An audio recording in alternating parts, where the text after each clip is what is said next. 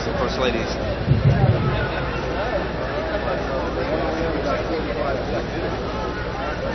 They come out 1 minute after.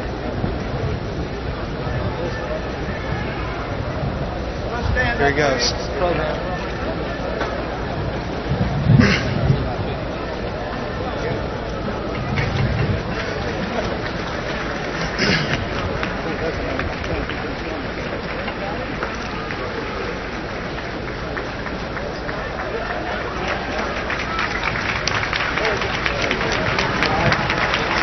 First Ladies.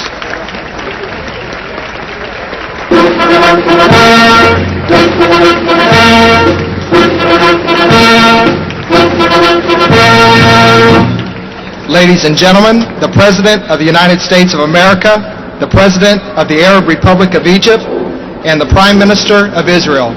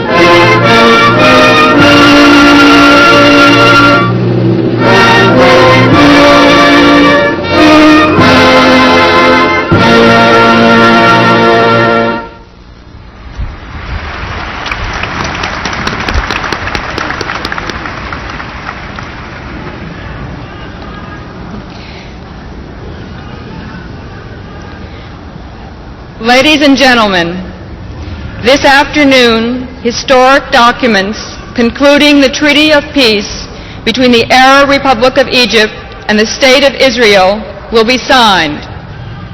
First, President Sadat and Prime Minister Begin will sign, and President Carter will witness the agreed minutes recording understandings between the parties regarding certain provisions of the peace treaty.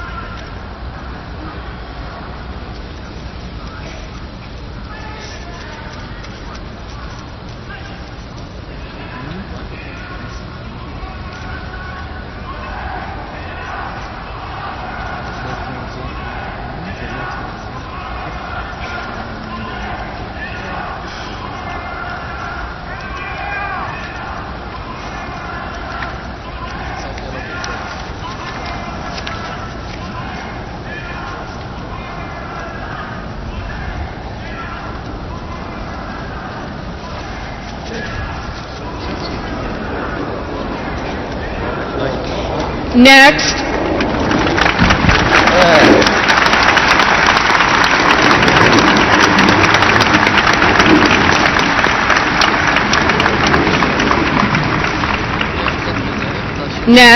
President Sadat and Prime Minister Begin will sign a letter to President Carter recording agreement between Egypt and Israel concerning future negotiations implementing the Camp David frameworks.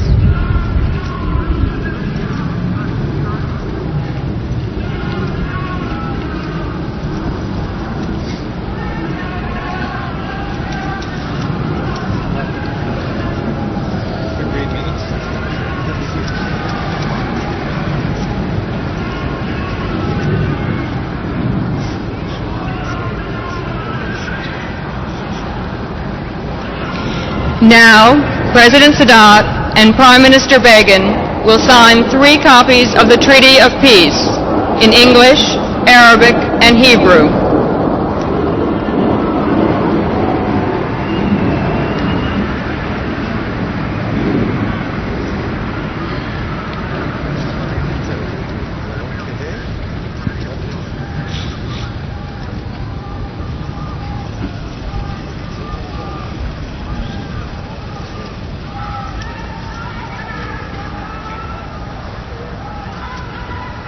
People could see how they negotiated so well.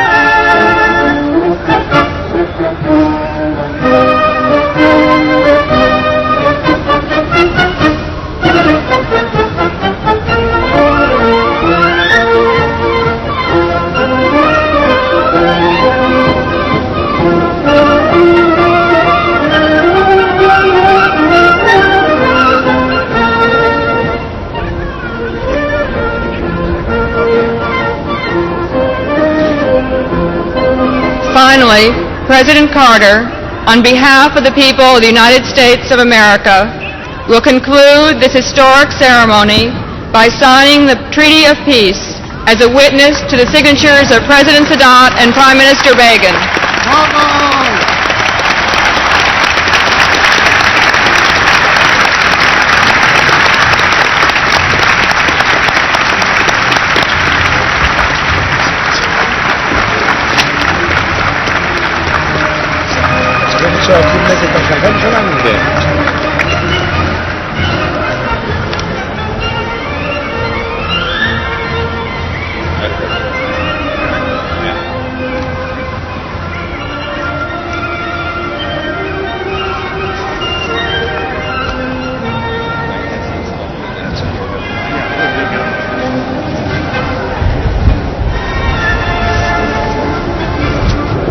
Thank you, Mr. President.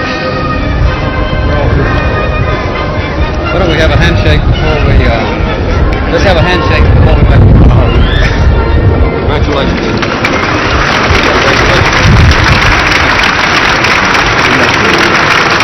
Let us have three of us together. Very good. I'm so proud of both of you. God bless you. Mr. President. It's all of us. Thank you very much.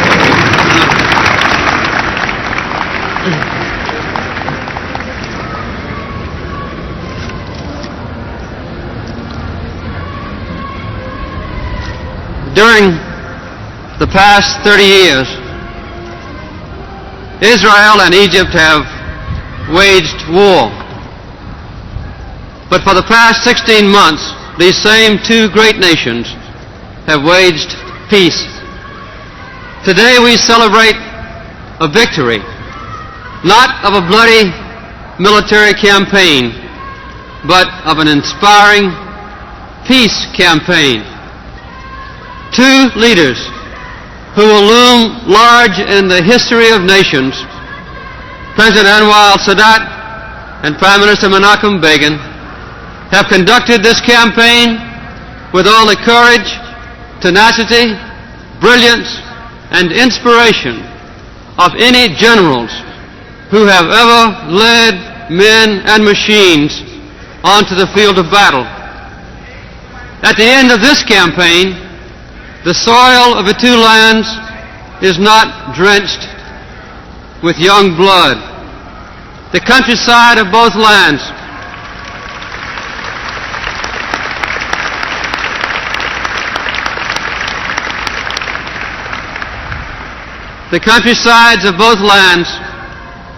are free from the litter and the carnage of a wasteful war.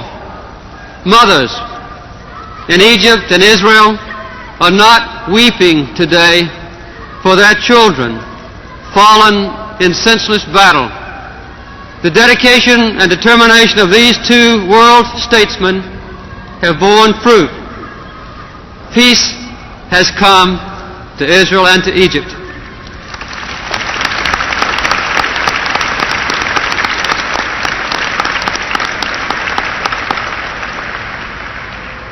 I honor these two leaders and their government officials who have hammered out this peace treaty which we have just signed. But most of all, I honor the people of these two lands whose yearning for peace kept alive the negotiations which today culminate in this glorious event. We have won, at last, the first step of peace. A first step on a long and difficult road. We must not minimize the obstacles which still lie ahead. Differences still separate the signatories to this treaty from one another, and also from some of their neighbors who fear what they have just done.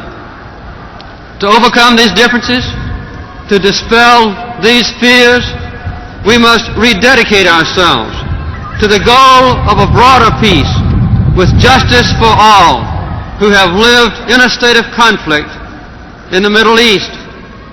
We have no illusions. We have hopes, dreams, and prayers, yes, but no illusions. There now remains the rest of the Arab world, whose support and whose cooperation in the peace process is needed and honestly sought.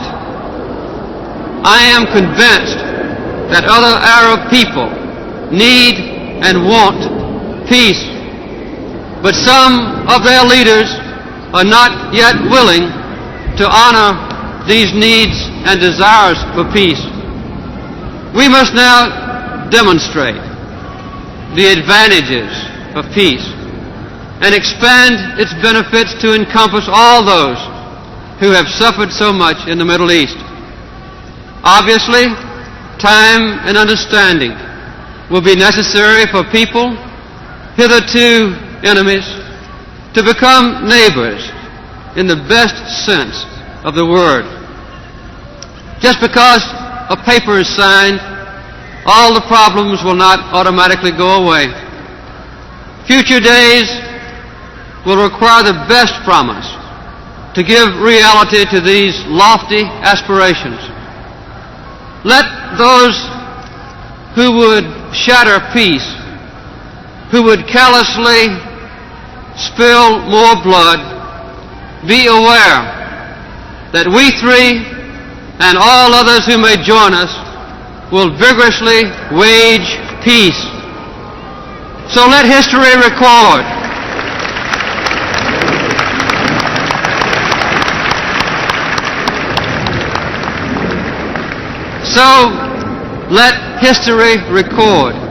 that deep and ancient antagonism can be settled without bloodshed and without scattering waste of precious lives, without rapacious destruction of the land.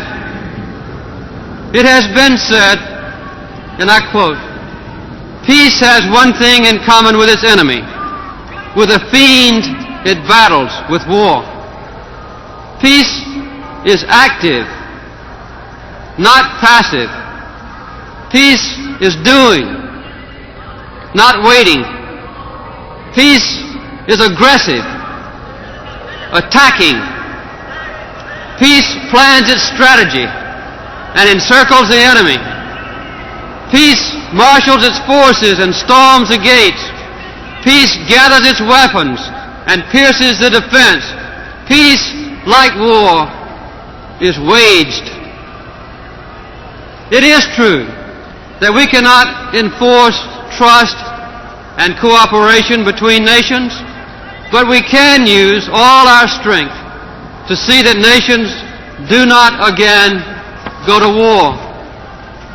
Our religious doctrines, all our religious doctrines give us hope. In the Quran, we read, "But if the enemy incline towards peace, do thou also incline towards peace, and trust in God.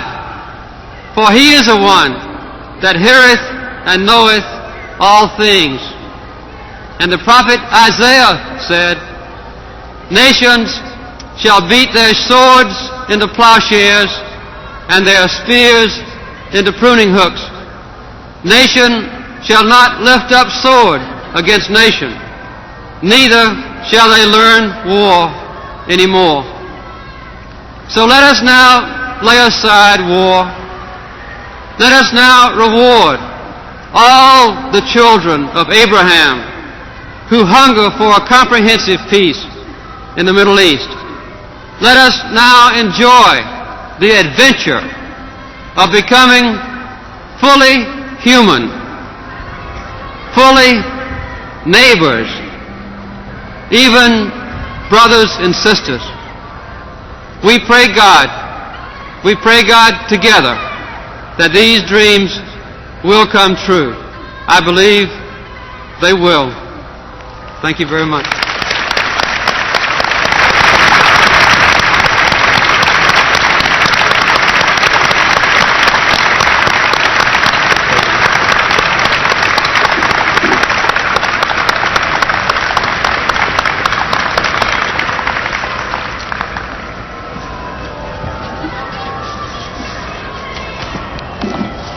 Bismillah.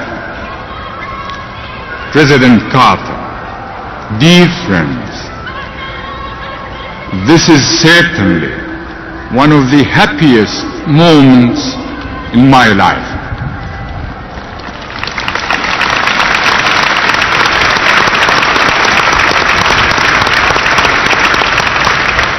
It is a historic turning point of great significance for all peace-loving nations.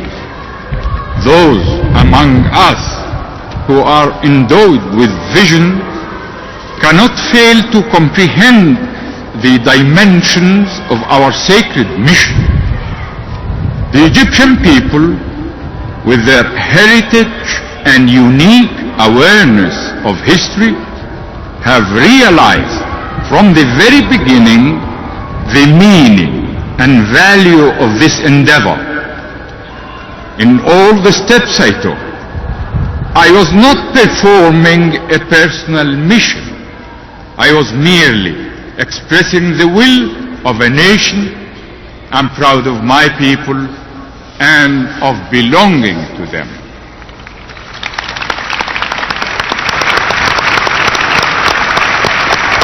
Today, a new dawn is emerging out of the darkness of the past. A new chapter is being opened in the history of coexistence among nations, one that is worthy of our spiritual values and civilization. Never before had men encountered such a complex dispute, which is highly charged with emotions. Never before did men need that much courage and imagination to confront a single challenge. Never before had any cause generated that much interest in all four corners of the globe. Men and women of goodwill have labored day and night to bring about this happy moment. Egyptians and Israelis alike pursued their sacred goal undeterred by difficulties and complications. Hundreds of dedicated individuals on both sides have given generously of their thought and effort to translate the cherished dream into a living reality. But the man who performed the miracle was President Carter.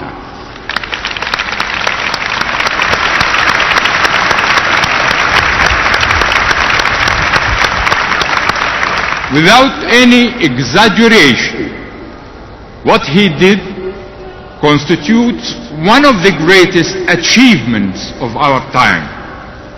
He devoted his skill, hard work, and above all, his firm belief in the ultimate triumph of good against evil to ensure the success of our mission.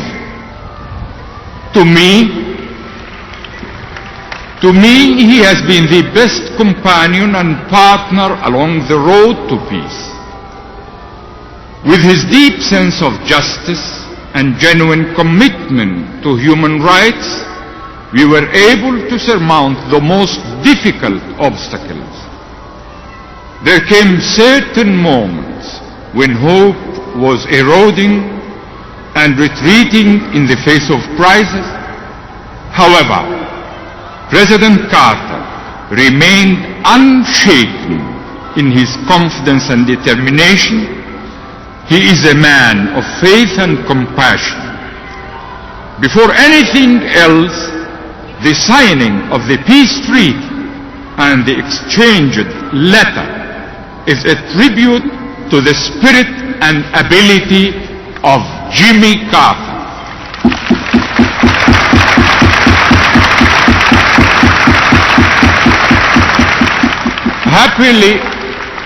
He was armed with the blessing of God and the support of his people. For that, we are grateful to each and every American who contributed in his own way to the success of our endeavor. We are also heartened by the understanding of hundreds of thousands of Israelis who remain unwavering in their commitment to peace. The continuation of this spirit is vital to the coronation of our effort. We realize that difficult times lay ahead. The signing of these documents marks only the beginning of peace, but it is an indispensable start. Other steps remain to be taken without delay or procrastination. Much will depend on the success of these steps.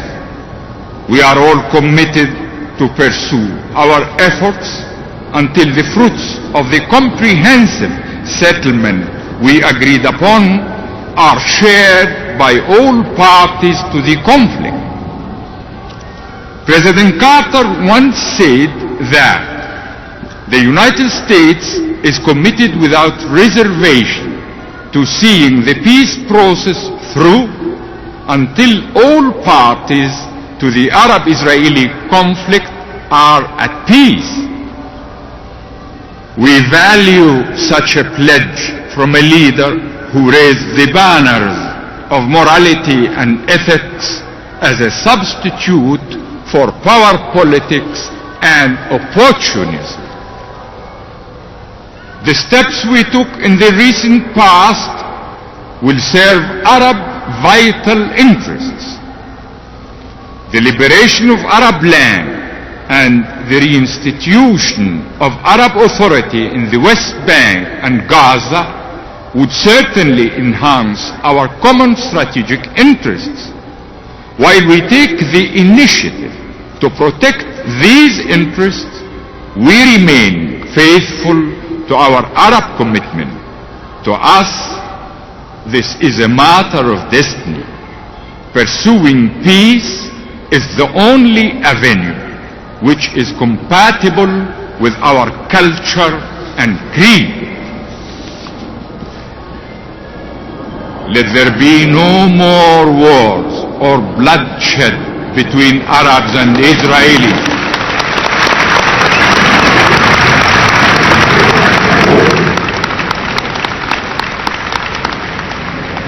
Let there be no more wars or bloodshed between Arabs and Israelis. Let there be no more suffering or denial of rights. Let there be no more despair or loss of faith. Let no mother lament the loss of her child. Let no young man waste his life on a conflict from which no one benefits. Let us work together until the day comes when they beat their swords into plowshares and their spears into pruning hooks, and God does call to the abode of peace. He does guide whom He pleases to His way.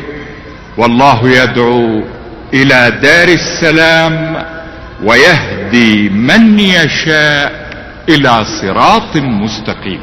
Thank you.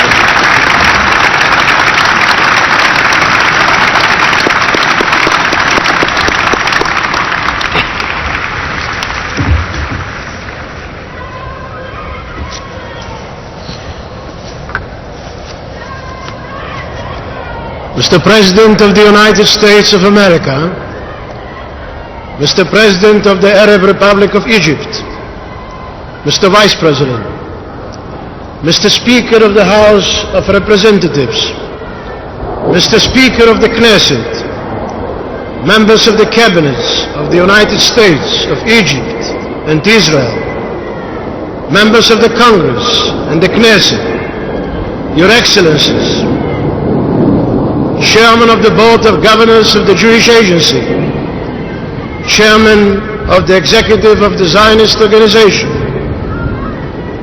Mrs. Gruber, the mother of the sons, distinguished guests, ladies and gentlemen. I have come from the land of Israel, the land of Zion and Jerusalem, and here I am in humility and with pride as a son of the Jewish people, as one of the generation of the Holocaust and redemption. The ancient Jewish people gave the world a vision of eternal peace, of universal disarmament, of abolishing the teaching and the learning of war. Two prophets, Yeshayahu ben Amoz and Micha Hamorashti, having foreseen the spiritual unity of man under God, with his word coming forth from Jerusalem, gave the nations of the world the following vision, expressed in identical terms. And they shall beat the swords into plowshares, and the spears into pruning hooks. Nation shall not lift up sword against nation, neither shall they learn war anymore. Despite the tragedies and disappointments of the past, we must never forsake that vision, that human dream, that unshakable faith. Peace is the beauty of life. It is sunshine. It is the smile of a child, the love of a mother, the joy of a father, the togetherness of a family. It is the advancement of man, the victory of a just cause, the triumph of truth. Peace is all of these, and more, and more. These are words I uttered in Oslo on December the 10th, 1978, while receiving the second half of the Nobel Peace Prize. The first half went, rightly so, to President Sadat.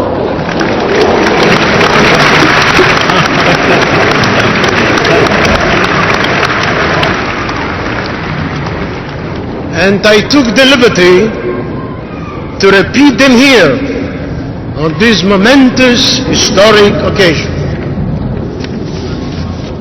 It is a great day in the annals of two ancient nations, Egypt and Israel, whose sons met in battle 5 times in one generation, fighting and falling. Let us turn our hearts to our heroes and pay tribute to their eternal memory. It is thanks to them, to our fallen heroes, that we could have reached this day. However, let us not forget that in ancient times our two nations met also in alliance. Now we make peace the cornerstone of cooperation and friendship.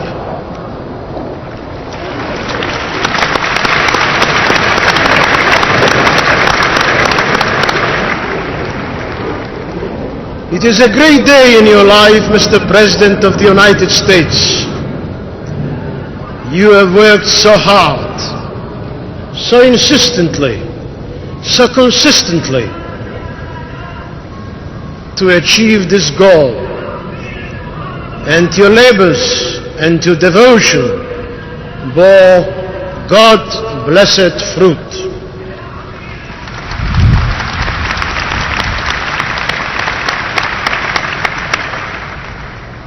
Our friend President Sadat said that you are the unknown soldier of the peacemaking effort. I agree, but as usually with an amendment.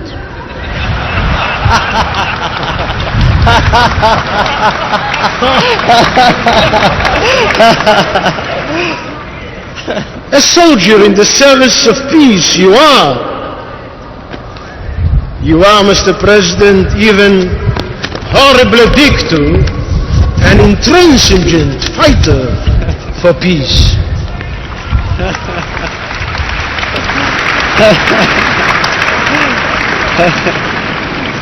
But Jimmy Carter, the President of the United States, is not completely unknown. And so is his effort, which will be remembered and recorded by generations to come.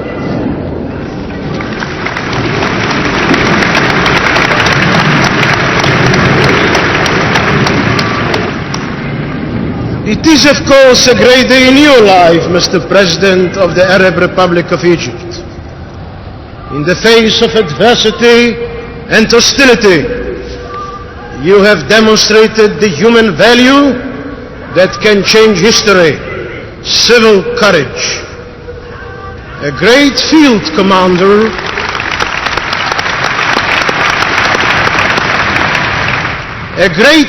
commander once said, "Civil courage is sometimes more difficult to show than military courage." You showed both, Mr. President.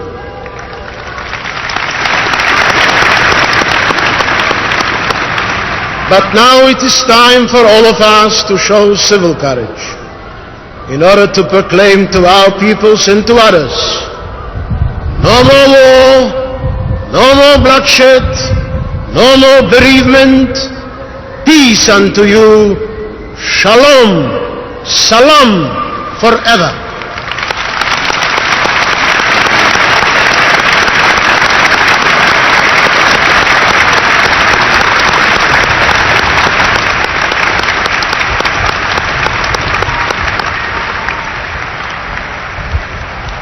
And it is, ladies and gentlemen, the third greatest day in my life.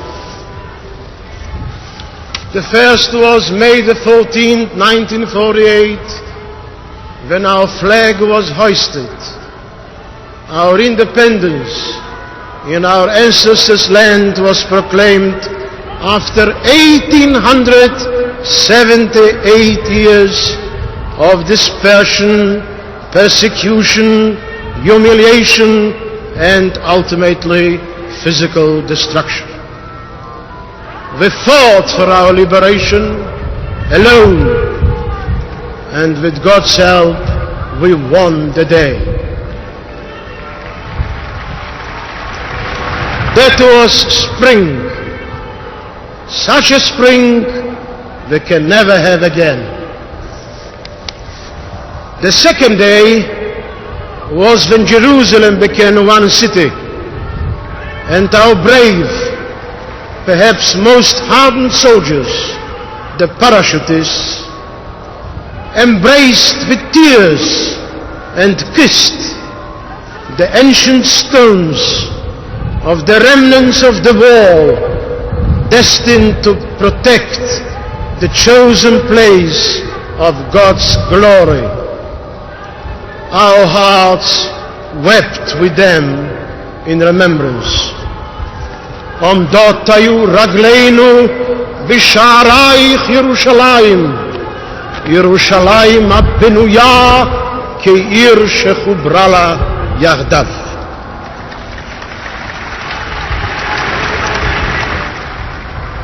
This is the third day in my life.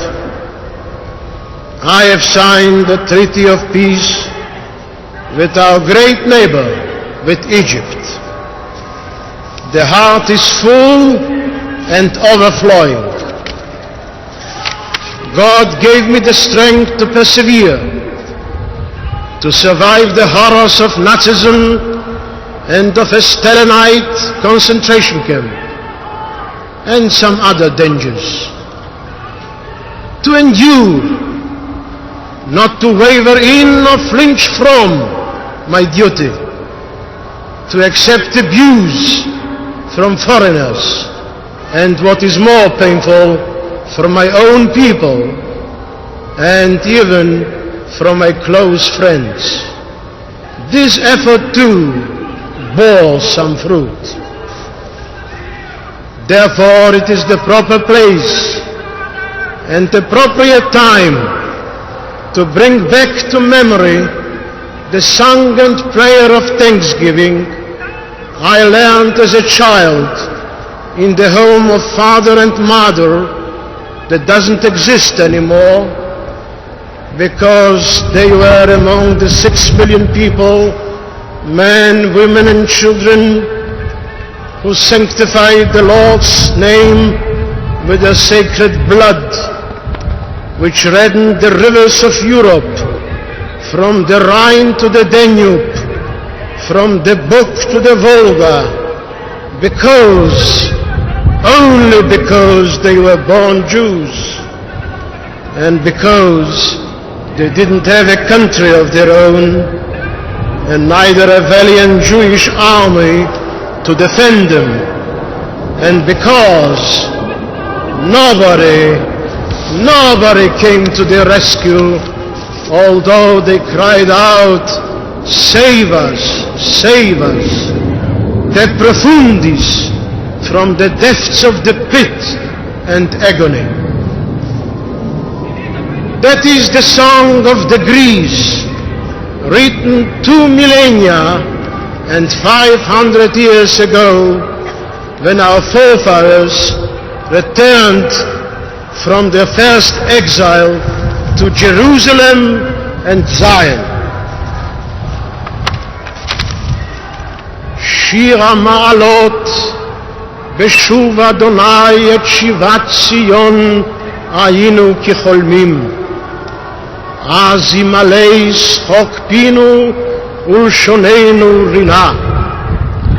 אז יאמרו בגויים, הגדיל אדוני לעשות עם אלה, הגדיל אדוני לעשות עמנו, היינו שמחים. שובה אדוני את שבותנו, שובה אדוני את שבותנו, כאפיקים בנגב, הזורים בדמעה, ברינה יקצורו, הזורים בדמעה, ברינה יקצורו, הלוך ילכו בכו, מושך נושא משך הזרע, בוא יבוא ברינה נושא אלומותיו, בוא יבוא ברינה נושא אלומותיו. I will not translate. Every man, whether Jew or Christian or Muslim, can read it in his own language in the book of the books. It is just Psalm 126.